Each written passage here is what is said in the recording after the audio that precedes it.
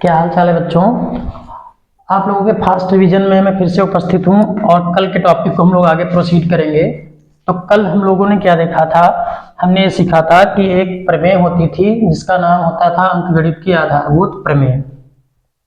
तो वो जो प्रमेय होती थी उस प्रमेय की मतलब ये होता था कि अगर कोई भाज्य संख्या है तो उस भाज्य संख्या को हम लोग अभाज्य संख्याओं के गुणनफल के रूप में लिख सकते हैं।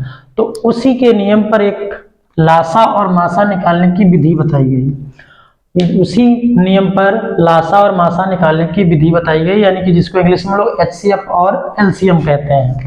जैसे मान लो एक संख्या है हमारे पास, जो संख्या है 15, 18, 15, 18 और 24, यानी कि 15, 18, 24 के हमको क्या निकालने हैं, लासा और मासा निकालने हैं। 15, 18 और 24। और ये क्वेश्चन जो है आपका वो इम्पॉर्टेंट है क्योंकि ये प्रीवियस में हम आपको लासा और मासा दोनों विधियां निकालना बता देंगे और इसी विधि को आप लगाना। अगर आपसे पूछा जाता है कि लासा मासा, पूछा हर प्रत्येक प्रीवियस ईयर में आप पिछले सालों में देखेंगे तो हर साल पूछा गया लासा और मासा, लासा और मासा पूछा गया है। तो इसी पर आपको दोनों विधियां, यानी कहने का मतलब है लासा और मासा दोनों चीज सिखा देंगे और उसके बाद में कुछ इंपॉर्टेंट क्वेश्चन कराएंगे जो प्रीवियस ईयर में आए हैं और जिनको आने की संभावना है। भाई देखो, ऐसा होता है कि सेम टू सेम क्वेश्चन तो नहीं आएगा लेकिन तरीका नहीं बदलेगा, तरीका सेम रहेगा। तो सबसे पहले जो हम लासा मासा निकालने जा रहे हैं वो अभाज्य गुणनखंड विधि से निकालने जा रहे हैं। तो जो हमें जो संख्याएं दी गई हैं तो सबसे पहले हम उनके अभाज्य गुणनखंड करते हैं। क्या करते हैं, अभाज्य गुणनखंड, क्योंकि ये तीनों भाज्य संख्याएं हैं तो इन तीनों संख्या अभाज्य संख्याओं को, भाज्य कहने का मतलब भाज्य संख्याओं को हम लोग अभाज्य संख्याओं के गुणनफल के रूप में लिखेंगे क्योंकि ये प्रमेय होती है। तो भाई इसको सबसे पहले हम 3 से काट लेते हैं। 3 पचे 15 और 5 एकम 5, इसको भी 2 9 18 और 3 3 9, उसके बाद में 3 एकम 3, इसको हम 2 से काट लेंगे। 2 एकम 2, 2 दूनी 4 और 2 छंग 12 और 2 तियां 6 और इसके बाद में 3 एकम 3। तो कहने का मतलब है, अब जैसे किसी के मन में आ जाए कि यहाँ पर 24 था, इसको 2 से काहे काटा, 4 से क्यों नहीं काटा, क्योंकि हम जानते हैं कि कोई भी संख्या होती है तो वो उसके ऐसा नहीं जरूरी है कि इसके जो गुणनखंड हो वो केवल अभाज्य ही हो, भाज्य भी होते हैं। लेकिन हमें ये कहा गया कि अभाज्य गुणनखंड विधि से, तो हमने क्योंकि 4 से काटते तो 4 तो हमारी जो संख्या थी वो भाज्य थी, इसलिए हम अभाज्य वाली संख्याओं से काटेंगे इसको। अब क्या करेंगे, इसके बाद में जो जैसी संख्या थी उसको उस प्रमेय के हिसाब से अभाज्य गुणनफल के रूप में लिख लेंगे, यानी कि 3 गुणे 5। दूसरी संख्या कितनी थी, 18, यानी कि इसको लिख सकते थे 2 गुणे 3 गुणे 3। और उसके बाद में 24 को हम लोग क्या लिख सकते थे, 24 को लिख सकते थे 2 गुणे 2 गुणे 2 गुणे 3, यानी कि 3 दूना 6, दूनी 12, तियां 18, यानी कि इन सबका गुणा करा दोगे तो फिर यही संख्या आ जाएगी। इसके बाद में देखो हमें एक चीज और नोटिस करनी है कि इसमें इसको क्या करेंगे, जो जैसा लिखा था, क्योंकि सब सिंगल, ये भी सिंगल था तो ये भी सिंगल, तो इसमें कुछ करना नहीं। यहाँ पर देख रहे हैं 3 2 बार है तो इसका मतलब 3 की पावर 2 और गुणे में 2 सिंगल था। इसमें था 2 कितनी बार, 3 बार था और गुणा सिंगल बार था। अब हम ये देखते हैं कि जो जिसके में अभाज्य गुणनखंड जो नहीं है, जिसके में जो नहीं है, जैसे इसमें देखते हैं कि 3 5 है, इसमें 2 3 है, 3 तो इसमें है, 3 इसमें भी है, लेकिन 2 इसमें है बट इसमें 2 नहीं है। तो जो जिसमें नहीं होगा उसको हम 2 की पावर 0 से क्या करा लेंगे, गुणा करा लेंगे, क्योंकि हम जानते हैं अगर कोई भी संख्या है उसकी पावर अगर 0 है, अगर उसकी पावर 0 है तो 0 जिसकी पावर हो जाए उसका मान 1 होता है और गुणे में अगर हम 1 लिख ले रहे हैं तो कोई खास फर्क नहीं पड़ता है क्योंकि सभी संख्याओं के गुणे में 1 होता है। हम ऐसा क्यों कर रहे हैं अभी देख लो आप लोग। इसमें देखते हैं ऊपर 2 और 3 तो बन गया लेकिन 5 नहीं है, तो भाई यहाँ पर जो 5 नहीं है तो 5 की पावर 0 से क्या करा लेंगे, गुणा करा लेंगे और इसका मान कितना होता है, 1 होता है। इसमें चलते हैं हम, इसमें हम क्या देख रहे हैं, 2 3 है बट 5 नहीं है, तो 5 नहीं है तो 5 की पावर 0 से हम गुणा करा लेते हैं। अब क्या देखो कैसे एलसीएम और एचसीएफ निकालेंगे, एलसीएम और एचसीएफ कैसे हम निकालेंगे। तो सबसे पहले देखो इसकी ट्रिक है, एलसीएम यानी कि इसको चाहे लासा कहो, अगर लासा भी हिंदी में आता है तो लासा, और ये मासा, क्योंकि दोनों में कभी कभी डायरेक्ट पूछा गया एचसीएफ बताओ, एलसीएम बताओ, या लासा बताओ, मासा बताओ, या लघुत्तम समापवर्तक और समापवर्त और उसके बाद में महत्तम समापवर्त। तो कहने का मतलब है तो यानी कि देखो इसको याद कैसे रखना है। एल का मतलब हुआ लो, यहाँ पर लो का मतलब, एल का मतलब लो और लो का उल्टा हाई। तो हमको 2 की पावर हाई वाली चाहिए थी। इन तीनों में 2 की पावर जो हाई वाली थी वो हमको चाहिए। तो 2 की पावर हाई कितनी है? 3 है। तो 3 लिख लिया, 2 का काम खत्म है। अब हम 3 को देखते हैं, 3 में भी हमको कौन सी पावर चाहिए? हाई वाली। तो इसमें पावर ये केवल 3 है, ये 3 की पावर 2 है और ये केवल 3 है। हमको चाहिए हाई वाली पावर। तो हाई पावर कितनी है? 2 है। तो यानी कि 3 की पावर 2। उसके बाद में 5 पे चलते हैं, तो देखते हैं 5 की पावर इसमें 0 है, इसमें 5 की पावर 0 है और इसमें 5 की पावर 1 है। तो हमको चाहिए हाई वाली पावर। इन सब का जो गुणा होगा वही इन तीनों संख्याओं का क्या होगा? लासा होगा। गुणा कैसे करोगे? तो भाई गुणा कैसे करना है? 2 दूनी 4 दूनी 8 और 3 तिया 9 और ये 5 हो गए। तो इनका गुणा कितना हुआ? 8 नवा 72 और 72 पंचे 8 नवा 72, 8 नौ 72 और 72 पंचे यानी कि 5 दूनी 10 का 0 और 5 सत्ते 35 और 1 36। यानी कि इन तीनों संख्याओं का जो एलसीएम होगा वो कौन सी संख्या होगी? 360 होगी। एचसीएफ देखो कैसे निकालेंगे। एचसीएफ का यहाँ पे मतलब होता है, एच का मतलब होता है हाई और हाई का उल्टा लो। अब की बार हमको लो वाली पावर चाहिए। तो भाई लो वाली पावर चाहिए तो देखते हैं इसमें, इस वाले में 24 के अभाज्य गुणनखंडों में 2 की पावर कितनी है? 3 है और यहाँ पर 2 की पावर कितनी है? 1 है और यहाँ पर कितनी? 0 है। हमको कौन चाहिए? हाई, और हाई का उल्टा लो, लो वाली पावर चाहिए। तो इसमें किसकी पावर लो है? जिसकी पावर 0 है। ये हुआ गुणा। 3 पे चलते हैं, इन दोनों में देखते हैं भाई इसमें किसकी पावर लो है? इसमें किसकी पावर लो है? तो यहाँ पर इसकी पावर 2 है, इसकी पावर 1 है। तो इसका मतलब यही वाली तो लो है, तो इसको 3 लिख लेंगे। उसके बाद में हम 5 में चलते हैं। 5 में किसकी पावर लो है? 5 में पावर भाई ये 0 वाली लो है, तो ये 0 हो गया। तो कहने का मतलब है ये भी 0 और ये भी 0, तो ये दोनों तो 1 1 हो गए। तो 3 1 कम 3, फिर 3 1 कम 3। तो कहने का मतलब है इन तीनों संख्याओं का जो हमारा एलसीएम निकला वो 360 और जो एचसीएफ निकला वो 3। तो ऐसे आप चीजों को समझ रहे हैं, आसान है, सभी में यही लगेगी। देखो कॉन्सेप्ट में कहने का मतलब है संख्याएं बदल सकती हैं बट इनका तरीका सेम रहेगा, तरीका इनका चेंज नहीं होगा। और एक बात ध्यान से सुनो, एलसीएम का मतलब देखो 360 आया, कितना आया? 360 आया। तो इसका मतलब है ये 360 आया, ये इसका एलसीएम है, ये इसका एलसीएम है। तो जो एलसीएम है, एलसीएम का होता है least common multiple. Least common multiple या कह लें लीस्ट कॉमन मल्टीपल, या यानी कहने का मतलब है लीस्ट कॉमन मल्टीपल। तो यानी कि हम देखते हैं मल्टीपल को हिंदी में गुणक या गुणज कहते हैं। तो जो ये जिनका जिनका ये एलसीएम है, ये जिनका जिनका एलसीएम है, वो वाली संख्याएं इसको क्या कर देंगी? काट देंगी। यानी कि पूर्णतः वो वाली संख्या इसको काट देंगी। चाहे इससे चेक कर लो भाई, 15 दूनी 30 बच गए 6 हो गया 60, 15 चक्कू 60। इससे अगर तुम चेक करोगे तो 18 दूनी 36 और 18 जीरो में 0, इसको खत्म कर रहे हैं। तो आप देखेंगे कि जितनी तीनों संख्याएं इसको क्या कर देंगी? कट कर देंगी। तो कहने का मतलब जो जिनका लासा एलसीएम होता है, उन वाली संख्याओं का जो लासा होता है, जिसका मतलब जिन संख्याओं का लासा जो होता है वो लासा अपनी संख्याओं से कट जाता है, पूर्णतः विभाजित हो जाता है। और इसके विपरीत एलसीएम यानी कि एचसीएफ वो संख्या होती है, इन तीनों की वो संख्या है जो इसको इन तीनों को क्या कर देगी? काट देगी। एलसीएम को ये तीनों काटेंगे और एचसीएफ इन तीनों को डिवाइड करेगा, यानी कि इन तीनों को काटेगा।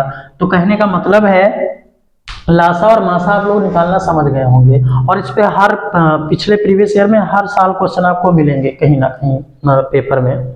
ज्यादातर 1 नंबर के आते हैं, लेकिन इजी है क्योंकि 1 नंबर की बहुत महत्व होता है 1 नंबर का भी। अब हम आगे सवालों को देखते हैं।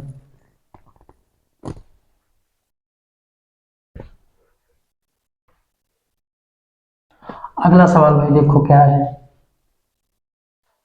और एक बात इसी के साथ में कॉन्सेप्ट हम आप लोगों को बताते हैं कि अगर 2 धनात्मक पूर्णांक हैं, अगर 2 धनात्मक पूर्णांक हैं, धनात्मक पूर्णांक, पूर्णांक का मतलब आप लोग समझते होंगे, पूर्णांक का मतलब होता है पूरा पूरा अंक। धनात्मक पूर्णांक का मतलब होता है पूरा पूरा अंक यानी कि इंटीजर। और ये जो पूर्णांक होते हैं वो 2 प्रकार के होते हैं, वो एक तो धनात्मक और दूसरे कैसे होते हैं? ऋणात्मक। ऋणात्मक। और जो जीरो होता है पूर्णांक तो होता है, लेकिन ये ना तो धनात्मक होता और ना तो ऋणात्मक। इसमें जैसे 1 से लेकर 2, 3 और ये ऐसे ही एंड सो ऑन इनफाइनाइट तक चले जाते हैं। इसमें -1, -2, -3 और -4 और एंड सो ऑन ऐसे चलते जाते हैं। पूर्णांक का मतलब होता है पूरा पूरा अंक, यानी कि हमको बटे में कुछ नहीं चाहिए, हमको दशमलव में कुछ नहीं चाहिए। तो कहने का मतलब है अगर आपके पास दो धनात्मक पूर्णांक हैं, दो हो या दो से ज्यादा हो, दो हो या दो से ज्यादा हो, तो उसमें क्या रहता है, एक और संबंध बताया गया, एक और रिलेशन, एक और फार्मूला कि अगर दो संख्याएं हैं, दो धनात्मक संख्याएं हैं, एक ए है और एक बी है, और इन दोनों का एचसीएफ और एलसीएम है हमारे पास, इन दोनों का एचसीएफ और एलसीएम है, तो लिखा जाता है कि जो ए और बी का जो गुणनफल होगा, यानी कि इन दोनों का जो गुणनफल होगा वो ए और बी के एचसीएफ, ए बी के एचसीएफ, ए बी के एचसीएफ गुणे ए बी के एलसीएम के बराबर होगा।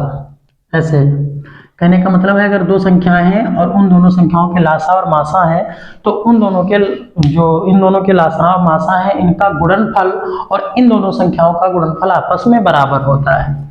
इसको आप ऐसे लिख सकते हैं, ऐसे लिख सकते हैं। अगर दो संख्याएं हैं आपके पास तो लिखा जाता है पहली संख्या गुणे दूसरी संख्या बराबर लासा गुणे मासा।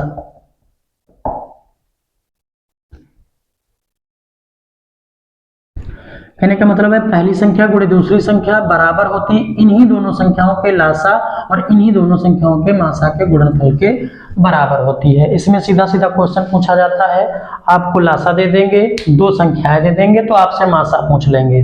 कभी ऐसा होगा कि मासा दे देंगे, दो संख्याएं दे देंगे और उनका लासा पूछ लेंगे। कभी क्या होगा, लासा मासा दोनों दे देंगे, एक संख्या भी दे देंगे और उसके बाद में कहेंगे कि दूसरी वाली संख्या बताओ। तो जो इस टाइप के सवाल हैं उसमें कोई भी लगाते हैं क्योंकि ये इंपॉर्टेंट है और हर बार आते हैं। जैसे कि इसमें सवाल है एक कि लासा 12 और 21 का जो लासा है, लासा, ये क्वेश्चन है, लासा 12 और 21, यानी कि जो लासा है वो 12 और 21 का जो लासा दे रखे हैं वो 84 दिया है। 84, यानी कि इन दोनों संख्याओं को देखो लिखने का तरीका है, जो लासा है किसका 12 और 21 का वो 84 है। तो आपसे कहा जा रहा है कि मासा ज्ञात करो, मासा ज्ञात करो 12 और 21 का, 12 और 21 का। ऑप्शन में क्वेश्चन ऐसे आते हैं। तो हम लोगों ने अभी ऊपर ऊपर एक फार्मूला देखा था कि अगर कोई दो संख्याएं हैं तो उन दोनों संख्याओं का जो गुणनफल होता है उन्हीं दोनों संख्याओं के लासा और मासा के गुणनफल के बराबर होता है। तो कहने का मतलब है कैसे इसको सॉल्व करेंगे, इसके बाद में लिखने के बाद में लिखेंगे हम 12 गुणे 21, 12 गुणे 21 और बराबर में क्या लिखेंगे, लासा 12 21 का और गुणे में क्या लिख लेंगे हम, मासा किसका, 12 और 21 का। ये तो जो गुणे में चीज है वो बटे में आएगी। कहने का मतलब है 12 गुणे 21 और इन दोनों का लासा कितना था, 84 था। तो यानी कि इनका जो लासा था वो कितना था, 84 था। तो उस 84 को हम यहाँ लिखकर इधर पक्षांतर कर लेंगे, गुणे में होगा तो कहाँ पहुंचेगा, बटे में। तो 84 यहाँ आ जाएगा, तो इधर क्या बचेगा, मासा किस किस का, 12 और 21 का। तो भाई इसको काट लेंगे हम, इसको काट लेंगे।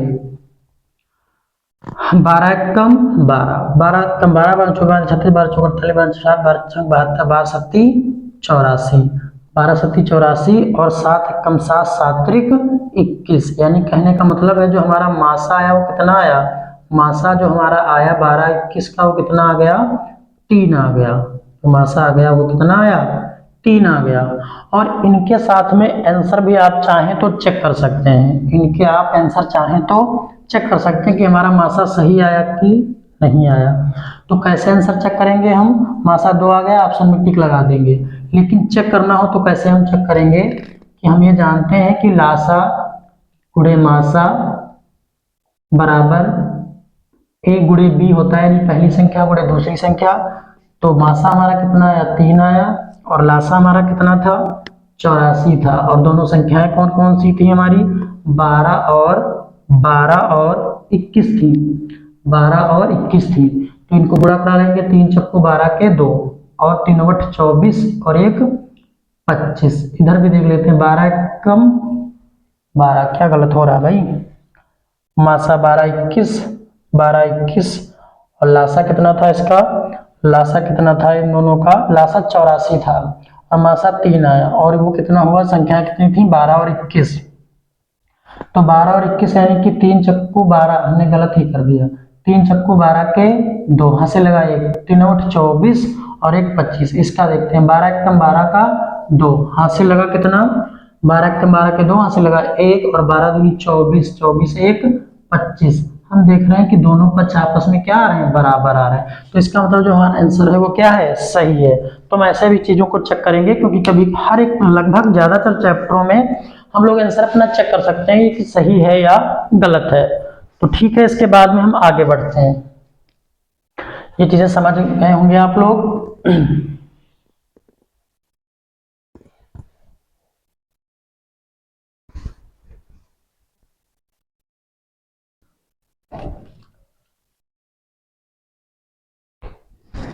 एक क्वेश्चन है 65 और 117, 65 और 117 का जो HCF है, 65 और 117 का जो HCF है या मासा है को कहते हैं कि 65 P माइनस 117 के रूप में दिया गया है। यानी क्या मतलब है, इन दोनों का जो HCF है या जो मासा है वो 65 P माइनस 117 के रूप में दिया गया है।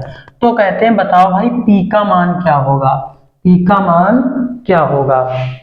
तो कहने का मतलब है इसके P का मान बताना है। तो हम ये जानते हैं कि अगर ये दोनों संख्याएं हैं, इन दोनों का अगर हम लोग मासा निकालें, यानी कि हम लोग अगर सॉल्व करें तो जो, क्योंकि इन्हीं दोनों का इन्होंने ये मासा दे रखा है, HCF दे रखा है, और इन्हीं दोनों का हम मासा निकाल लें, भाई इन्हीं दोनों का HCF इन्होंने दे रखा कि इतना है, और इन्हीं संख्याओं का हम निकाल लें, तो इन दोनों को आपस में क्या कर देंगे, हम बराबर कर देंगे, क्योंकि दोनों ही संख्याएं सेम है। उन्हीं का मासा ये लोग निकाल के दिए और उन्हीं का हम निकालेंगे, तो आपस में क्या होने चाहिए, बराबर होने चाहिए। तो 65 और 117 के हम लोग क्या कर लेंगे, गुणनखंड कर लेंगे, क्योंकि अभाज्य गुणनखंड विधि से निकालते हैं। तो इसको भाई कितने से काटेंगे, इसको सीधा 5 से काट लो, 5 एकम 5 और 5 दिया 15 और 13 एकम 13, 13 एकम 13। अब इधर 117 के निकाल लेते हैं। तो ये भाई 3 से कटेगा, सीधा सीधा 3 दिया 9 और 3 9 27, 3 एकम 3, 3 दिया 9 और फिर 13 एकम 13। 65 को हमने कैसे अभी पिछले सवालों में देखा था, 65 को लिख लेंगे 5 गुणे 13 और 117 को कैसे लिख लेंगे, इसको लिख लेंगे 2 गुणे 3 गुणे 13। हम देख रहे हैं नीचे 2 है, ऊपर 2 नहीं है, तो 2 नहीं है तो 2 की पावर 0 से गुणा करा लेंगे। ऊपर 5 है बट 5 नीचे नहीं है, तो 5 ऐसे लिख लेंगे, 5 की पावर 0 से गुणा करा लेंगे। अब हम क्या देख रहे हैं, 3 नीचे है बट ऊपर नहीं है, तो भाई ऊपर वाले में भी 3 की पावर 0 से गुणा करा लेंगे। अब क्या, अब हम ट्रिक जानते हैं निकालना, कैसे निकाला जाता है HCF। H का मतलब होता है हाई, और हाई का उल्टा होता है लो। तो सबसे पहले हम क्या देखेंगे, 2 में लो, ये नहीं जरूरी कि यहाँ से स्टार्ट करें, आप यहाँ से, तो सबसे पहले आप ये देख सकते हैं कि 5 की पावर दोनों में लो कौन सी है, लो यानी इसकी पावर 1 है, उसकी पावर 0 है, तो ये हो गया 5 की पावर 0। फिर इसके बाद में 13 पे चलते हैं, इन दोनों में पावर सेम है, तो जब सेम होगी तो उसको सेम वाली संख्या को ऐसे नोट कर लेंगे। फिर हम 3 में देखते हैं, 3 में देखते हैं इसकी पावर 3 की पावर 1 है, इसमें पावर 0 है, तो हमको चाहिए कौन सी पावर, लो वाली, यानी कि 3 की पावर 0। 5 हो गया, 13 हो गया, 3 हो गया, और कौन बचा, अभी 2 बचा है। तो 2 की पावर देखते हैं, इन दोनों में लो कौन सी है, 2 की पावर 0 है, तो ये भी 0, ये भी 0, ये भी 0, ये तो तीनों हो गए 1, और 1 की गुणा जब तीनों की 13 यानी से हो जाएगी तो बचेगा 13। तो कहने का मतलब है कि इन दोनों संख्याओं का जो हमने HCF निकाला है वो 13 है, और जो इनका HCF है वो 65 P माइनस 117 है। संख्याएं सेम है, तो इसका मतलब ये हुआ कि ये दोनों आपस में क्या होने चाहिए, बराबर होने चाहिए। इसलिए 65 P माइनस का 117 बराबर होगा किसके, 13 के। अब 65p बराबर माइनस का था, उधर भेज दिए तो प्लस का, तो जब उधर पहुंच जाएगा प्लस का हो जाएगा तो सीधा सीधा 117 में जब 13 जुड़ जाएंगे तब ये हो जाएगा 130। ये p के गुणे में है, कहाँ पहुंचेगा, बटे में। काट ले रहे हैं इसको 5 से, 5 एकम 5 और उसके बाद में 5 दिया 15, इसको 5 दूनी 10, 5 छक्का 30, 13 कम 13, 13 दूनी 26। तो हम देख रहे हैं पी का मान कितना आया, 2 आया। पी का मान कितना आया, 2 आया। तो कहने का मतलब है पी का मान 2 आया, तो यहाँ पर पी रख लेंगे और हम चेक कर लेंगे कि हमारा आंसर सही है या नहीं है। यहाँ पर हम p का मान जो है वो 2 रखकर चेक भी कर सकते हैं कि हमारा जो आंसर है वो सही है कि नहीं है। कहने का मतलब है जब मान रखेंगे तो हमारा HCF जो जितना निकला था उसके बराबर इसका मान आ जाएगा। तो ये क्वेश्चन क्लियर हो जाएगा। अब हम लोग आगे क्वेश्चन देखते हैं, वो भी इम्पोर्टेंट है और उसमें आप लोगों से ये पूछा जा रहा है कि हम आपको संख्या दे रहे हैं और आपसे ये पूछा जा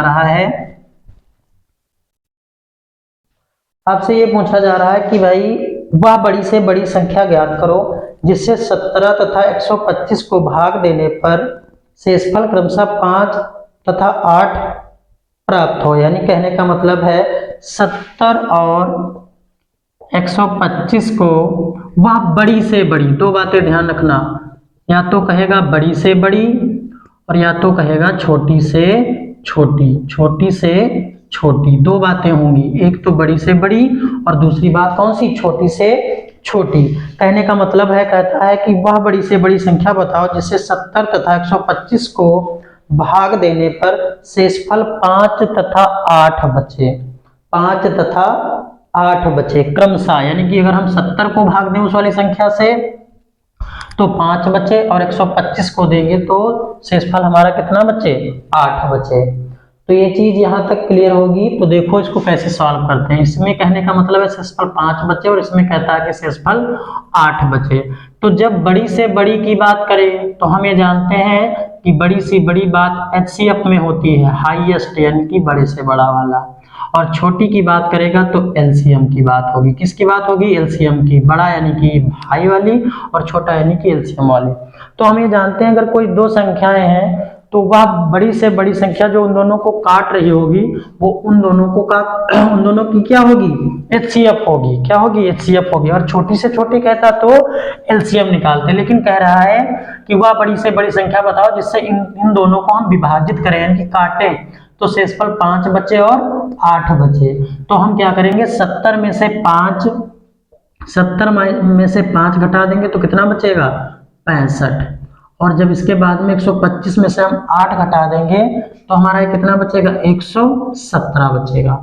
तो इन दोनों का जो HCF होगा 65 और 117 का, वही वाली बड़ी से बड़ी संख्या हो जाएगी जो इन दोनों को काटेगी। तो शेषफल हमारा कितना बचेगा, यानी कि इन दोनों को काट, अब वो जो बड़ी से बड़ी संख्या जो इनका HCF होगा वही संख्या होगी जो इन दोनों संख्याओं को अगर काटेगी तो शेषफल 5 और 8 बचेंगे। तो देखते हैं भाई इसको। हाँ अभी ये चीज तो निकाल कर हम आए, 65 और 117 का जो LCM है अभी हम लोग निकाल कर आए पिछले वाले सवाल में इनका जो हम HCF निकाल कर आए थे। तो भाई इन दोनों का जो हमने HCF अभी निकाला है पीछे, तो ढूंढने की जरूरत ही नहीं है क्योंकि वहां पर HCF अगर नहीं है तो एक बार समझ लेते हैं फिर से। जैसे 65 है और 117 है तो सबसे पहले इसके अभाज्य गुणनखंड कर लेते हैं। 3 इसको कितने 5 से काट लेंगे सीधा सीधा, 5 एकम 5 और 5 तियां 15 और 13 एकम 13, इसको कितने से काटा था, 3 से काटा था। तो 3 तियां 9 बचे, 2 हो गया 27, 3 9 27 और 3 एकम 3, 3 तियां 9 और 13 एकम 13। कहने का मतलब है जो 65 है हमारा, जो 65 है उसको लिख सकते हैं हम 3 गुणे 65, क्योंकि ये तरीका भाई 3 को क्या इसको 65 को क्या लिख सकते हैं 5 गुणे, हाँ दिमाग चला जाता, 5 गुणे 13 और दूसरी संख्या यानी कि जो 117 थी उसको हम लोग लिख सकते हैं 3। अब डायरेक्ट चीजों को लिखना सीखो, 3 की पावर 2 गुणे में 13, और यहाँ पे देख रहे 5 है बट यहाँ 5 नहीं है इस वाले में, तो 5 की पावर 0 से, इसमें 3 है बट इसमें 3 नहीं है तो 3 की पावर 0 से। अब क्या करेंगे हम, उसके बाद में अब हमें क्या निकालना था, HCF निकालना था, वह बड़ी से बड़ी संख्या जो क्या करे इन दोनों को पूर्णतः विभाजित कर दे। और शेषफल कहने का मतलब है क्योंकि अब हम घटा लिए तो शेषफल बचने की बात ही खत्म थी। तो HCF H का मतलब होता है हाई और हाई का उल्टा होता है लो, तो लो वाली पावर चाहिए इन दोनों में, यानी कि 5 भी अच्छा है। यहाँ से सॉल्व करो, इन दोनों में लो वाली पावर चाहिए, तो 5 की पावर 0 क्योंकि इसकी पावर 1 है, इसकी पावर 0 है। उसके बाद में 13 पे चलते हैं, लो वाली पावर चाहिए लेकिन इसमें सेम है तो सेम वाली संख्या ऐसे ही। उसके बाद में 5 हुआ, 13 हुआ, 3 पे पहुंचते, इसमें भी लो वाली पावर चाहिए, तो कौन सी लो वाली पावर हो गई, 3 की पावर 0 की हो गई। तो कहने का मतलब है ये हो गया 13, तो ये HCF हो गया। अगर हमसे कोई कहता कि वह छोटी से छोटी संख्या बताओ, इसी में देख लो, वह छोटी से छोटी संख्या बताओ, तो हम सीधा सीधा क्या निकालते हैं, उसका ऐसे ही घटा करके जो संख्याएं बनती तो उनका निकाल लेते हैं हम एलसीएम। और एलसीएम कैसे निकालेंगे हम, इसमें हाई वाली पावर का उल्टा लो लिया था, इसमें लो की पावर हाई वाली। ये आप लोग होमवर्क करेंगे। इसके बाद में देखो, इसके बाद में जो क्वेश्चन है वो कुछ इस टाइप से हैं कि कहते हैं कि निम्नलिखित में अपरिमेय संख्या है, कहा जा रहा है कि निम्नलिखित में अपरिमेय संख्या है।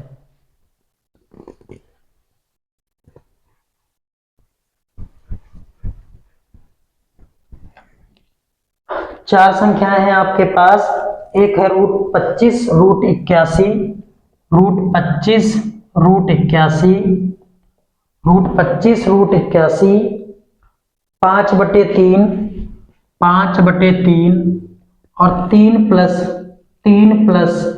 5 प्लस √2। इसमें आपको ये बताना है कि कौन सी संख्या जो हमारी है वो अपरिमेय संख्या है, कौन सी संख्या हमारी अपरिमेय संख्या है। तो देखो इसमें ज्यादातर क्वेश्चन होते हैं और आपसे पूछे जाते हैं कि एक परिमेय संख्या हो। पहली बात तो यहाँ से पता चल रहा है कि ये 25 है तो ये किसका वर्ग है, 5 का वर्ग है, और ये 81 है तो किसका वर्ग है, 9 का है, और ये 5/3 हुआ, और ये 5 प्लस √2 है।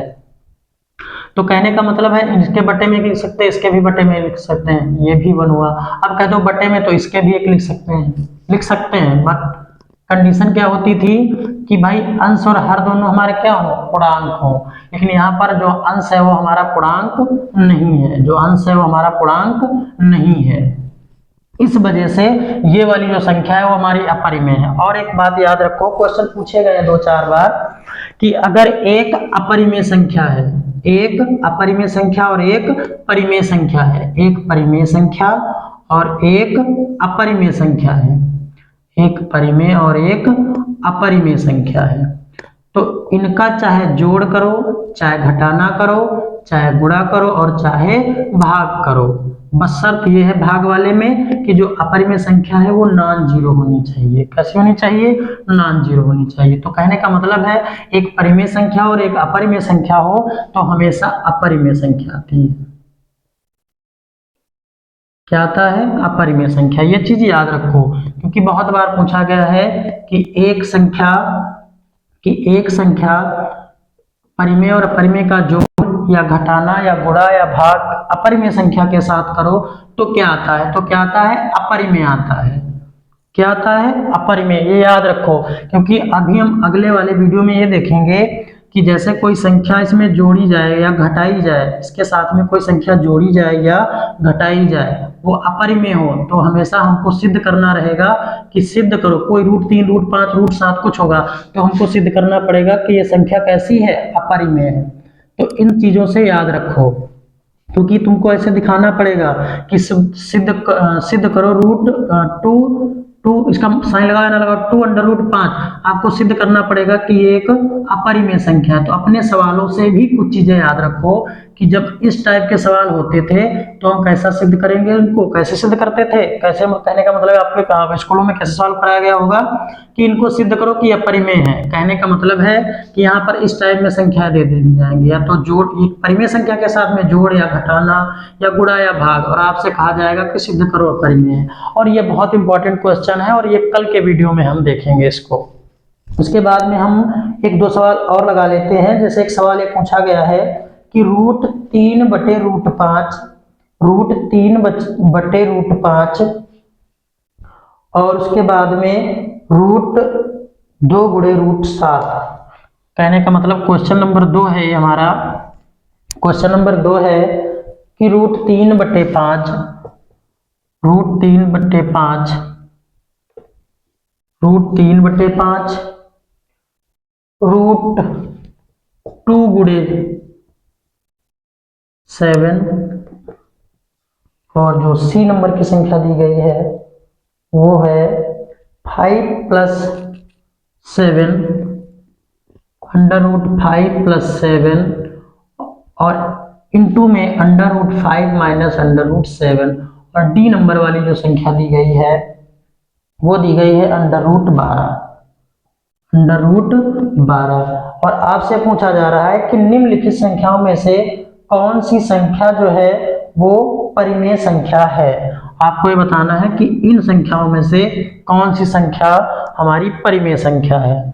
तो हम यहाँ पर देख रहे हैं पहले वाले ऑप्शन में √3/5 है, ये √3/5 है। तो भाई हमने पहले भी सिखाया था कि जो √3 है वो जो √3 है यानी कि रूट के अंदर अभाज्य संख्या है तो ये तो पूर्ण संख्या है नहीं, ये तो पूर्ण संख्या है नहीं, ये पूर्ण संख्या नहीं है तो भाई अंश हर में तो है बट यहाँ पे ऊपर जो अंश है पूर्णांक होना चाहिए, पूर्णांक नहीं है। इसमें चलते हैं तो इसको हम क्या लिख सकते हैं, इसको अगर हम बहुत ज्यादा सवाल मतलब थोड़ा सॉल्व कर लें इसको तो √14 लिखेंगे और जो 14 है वो भी किसी का वर्ग नहीं है, वो भी किसी का वर्ग नहीं है। तो इसका मतलब इसका कोई भी वर्गमूल नहीं है, तो वर्गमूल नहीं है तो इसका मतलब है कि ये भी जो हमारी संख्या होगी वो अपरिमेय होगी। क्या होगी? अपरिमेय होगी। तो ये किसी का क्या नहीं है, वर्गमूल नहीं। अगर किसी का वर्गमूल होती तो अंडर रूट हट जाता, ये अंडर रूट हट जाता फिर आंसर में माना जाता। इसमें चलते हैं, ये लिखा था √5। अब यहाँ पर देखो ये लिख जितना प्लस में है उतना ही माइनस में है, तो इसको क्या लिख सकते हैं, देखो ये क्या लिखा है a + b और इंटू में a - b।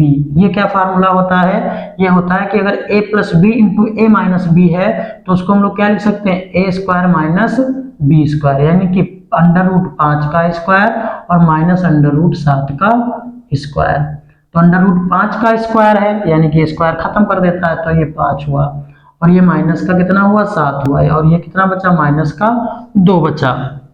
और इस वाली संख्या को अगर हम देखें तो √12 है, ये किसी का भी वर्ग नहीं है। तो यहाँ पर देख रहे हो ये वाली जो संख्या है हमारी, इसको अंश हर में लिख लें, दोनों पूर्णांक हैं।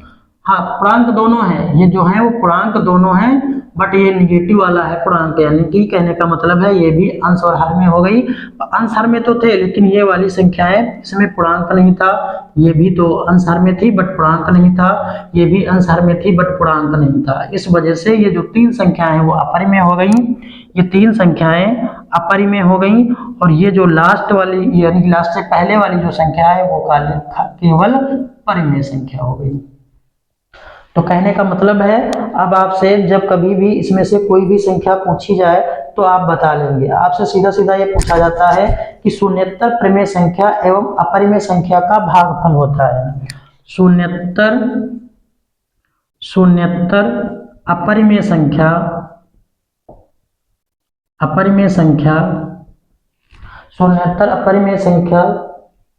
शून्येतर अपरिमेय नहीं परिमेय, शून्येतर परिमेय संख्या एवं और शून्येतर परिमेय और अपरिमेय संख्या का भागफल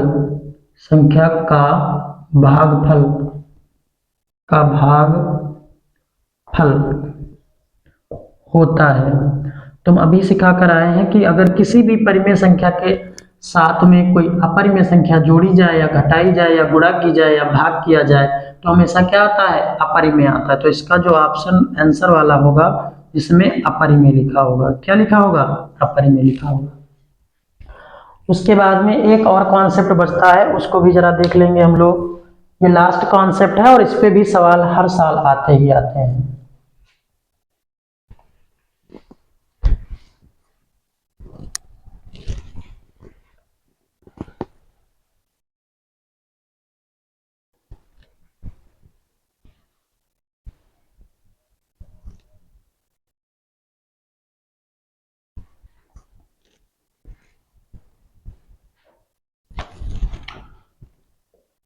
सह अभाज्य संख्या किसको कहते हैं? सह अभाज्य सहअभाज्य संख्याएं, इंग्लिश में इनको कोप्राइम नंबर बोलते हैं। और इनकी पहचान क्या होती है, दो हो सकती हैं, दो से ज्यादा भी हो सकती हैं। तो कहने का मतलब है सहअभाज्य संख्याएं किसको कहते हैं। तो जो सहअभाज्य संख्याएं, जैसे मान लो एक एग्जाम्पल लेते हैं, हम एक एग्जाम्पल ले रहे हैं यहाँ पर हम कि एक 31 है और एक 93 संख्या है। तो हम देख रहे हैं कि 31 93 का अगर हम गुणनखंड करें तो 31 का गुणनखंड केवल 31 और 1 होगा, दो ही होंगे।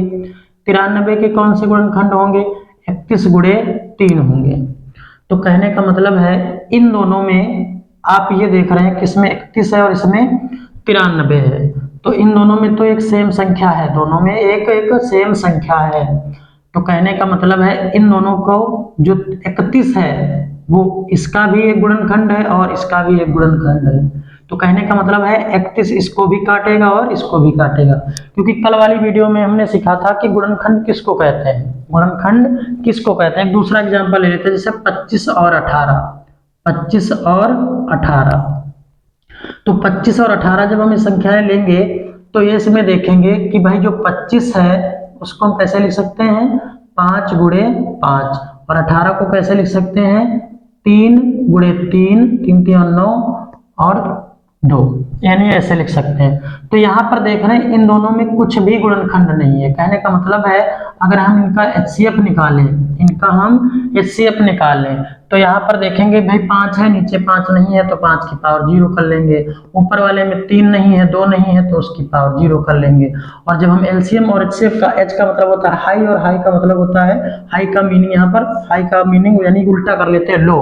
तो 3 की पावर लो यानी कि 0, 2 की पावर लो यानी कि 0, 5 की पावर लो यानी कि 0। ये जो लो वाली पावर है, लो वाली पावर है, तो इन सबका गुणा कितना आ जाएगा, 1 आ जाएगा। तो आपने यहाँ देखा 25 और 18 दो ऐसे नंबर मिले हमको जिनका जो HCF है वो 1 आया, यानी कि इन दोनों के बीच में कोई भी गुणनखंड कॉमन नहीं था, कॉमन नहीं था। ये तो हमने बाद में लिखे हैं अपने आंसर निकालने के लिए, ये तो हमने बाद में लिखे क्योंकि इसमें 3 3 2 था, इसमें केवल 5 5 था। तो कहने का मतलब है दो ऐसी संख्याएं जिनका HCF 1 होता है उसको हम लोग क्या बोलते हैं, सहअभाज्य संख्याएं। ये तो किताब की परिभाषा हो गई, क्योंकि किताब परिभाषा जो है वो नहीं लिखनी है हमको।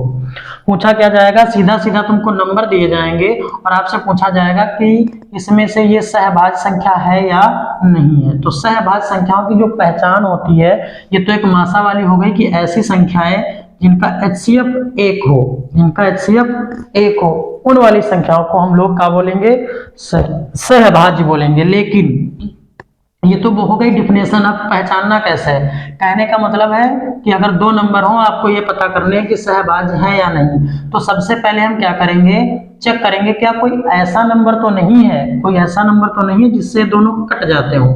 कहने का मतलब है जैसे 25 है तो ये 5 से कट रहा है, ये 5 से कट रहा है, और ये 18 है वो 5 से नहीं कट रहा, बाकी अदर संख्याओं से कट रहा है। तो कहने का मतलब है क्योंकि यहाँ पे देखे थे कोई कॉमन गुणनखंड नहीं है, जब कॉमन गुणनखंड ही नहीं होंगे तो कोई ऐसी संख्या ही नहीं होगी जिससे इन दोनों को काटा जाए। तो कहने का मतलब होता है जो हमारी सहअभाज्य संख्याएं होती हैं उनकी जो पहचान करनी होती है वो सिंपल ऐसे पहचान करनी होती है कि अगर हमको संख्या दे दी जाए और कहा जाए कि पता करो ये सहअभाज्य है या नहीं है, तो हम क्या करेंगे, देख लेंगे कि उन संख्याओं के बीच में कोई ऐसी संख्या है, उनके बीच का कहने का मतलब नहीं, कोई ऐसी संख्याएं तो नहीं है जो इसको भी काटती हो और इसको भी काटती हो। जैसे कि हम अगर कोई एग्जाम्पल ले लें, जैसे कि एक हमने एग्जाम्पल ले लिया यहाँ पर 9, एक एग्जाम्पल ले लिया यहाँ पर 9, और जो दूसरा एग्जाम्पल ले लिया हमने वो 13 ले लिया। तो यहाँ पर ये दोनों संख्याएं कैसी हैं, सहअभाज्य संख्या है, क्योंकि ये जो 9 है वो 3 से तो कट रहा है बट 13 जो 3 से नहीं कट रहा है, इसलिए दोनों संख्याएं कैसी हो गई, सहअभाज्य संख्याएं हो गई। जैसे ये संख्या 31,93 है, ये दिख रही है हमको कि ये दिख रही है कि ऐसे अगर एक बार ध्यान से नहीं देखोगे तो पता चलेगा कि भाई ऐसी संख्या नहीं है जिससे कट रहा हो, लेकिन है 31 से कम 31 और 31 तियां 93। कहने का मतलब है ये 31 से कट रही है और ये वाली भी संख्या 31 से कट रही है, इसलिए ये दोनों सहअभाज्य संख्याएं नहीं है। तो सहअभाज्य संख्याओं की पहचान ऐसे करनी है। इसके बाद में आज के इस फास्ट रिवीजन में यहीं पर ब्रेक होता है और कल हम लास्ट लेक्चर देखेंगे इस चैप्टर का, जिसमें आप लोगों को जो इम्पोर्टेंट क्वेश्चन है जो पूछा जाता है वो ज्यादातर 2 नंबर में है, लेकिन कभी कभी 4 नंबर्स में भी पूछा गया है। तो कहने का मतलब है कल हम लोग सीखेंगे कि कैसे, और बहुत इंपॉर्टेंट क्वेश्चन है, बहुत इंपॉर्टेंट है और 2 नंबर में तो कंपलसरी आना है, आता ही आता है। तो कल हम प्रूव करेंगे कि अपरिमेय संख्याओं को, सिद्ध करेंगे कि ये अपरिमेय संख्या है, और उसी अपरिमेय संख्याओं के साथ में हम आप लोगों को कल एक लास्ट से पहले जिसमें सांख्यिकी वाले चैप्टर में हम आप लोगों को एक क्वेश्चन के साथ में एक ट्रिक बताएंगे, उस फार्मूले को याद करने की एक ट्रिक बताएंगे और बहुत अच्छी ट्रिक है। तो कल के वीडियो में हम लोग मिलते हैं। आज के लिए बस इतना ही।